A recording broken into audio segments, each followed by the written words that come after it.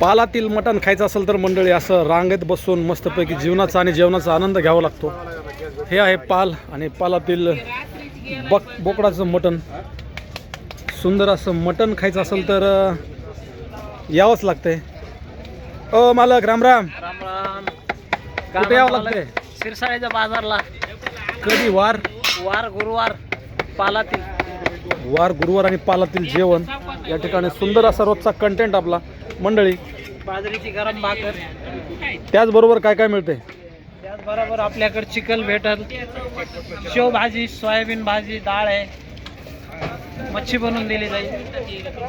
ताजी मच्छी बनवून दिली जाते. पाणी प्यायला मिळेल. आणि इकडं बाटली केवढ्याला? 10 रुपयाला. 10 रुपयाला. किती ठिकाणी विकता मार्केटमध्ये तुम्ही असं पाणी?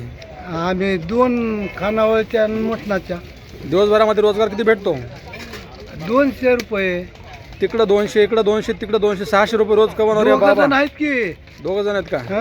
बस झालं ना, म्हातारपणाला 200-300 रुपये हजेरी पडायली की. हो. आता घरचे सांभाळणार कोण सांभाळलं? आश्रम मध्ये टाकायचं म्हणाले. आश्रम टाकायचं म्हणाले. किती पोरं? 2 पोर आहेत. 2 पोरं आहेत. एक पुण्याला आणि इथे एक मोकार फिरत. काय काम करतात? मोकार फिरत. काहीतरी काम धंदा शिकवावं की त्याला मग जमना.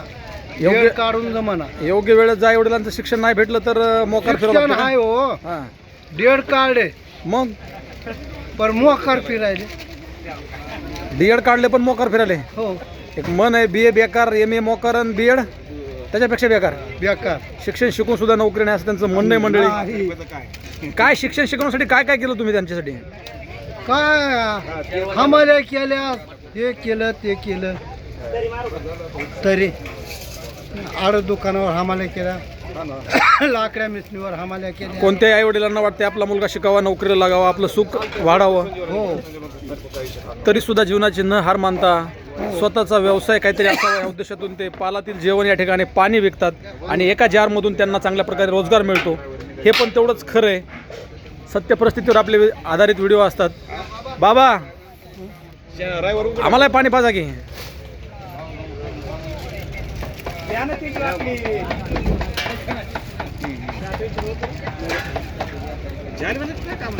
संघर्ष जीवनाचा चालू असल्यास जीवन जगायला सोपं वाटते मंडळी. हे उदाहरण तुम्हाला पाहायला मिळेल.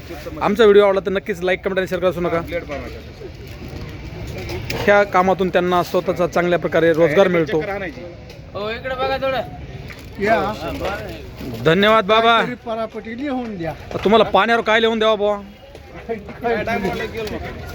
यांना 2 भाकरी खाऊ घाला माझ्याकडून. सुंदर असं रुचकर जेवण जेवायचं असेल तर मंडळी यावंच लागतंय.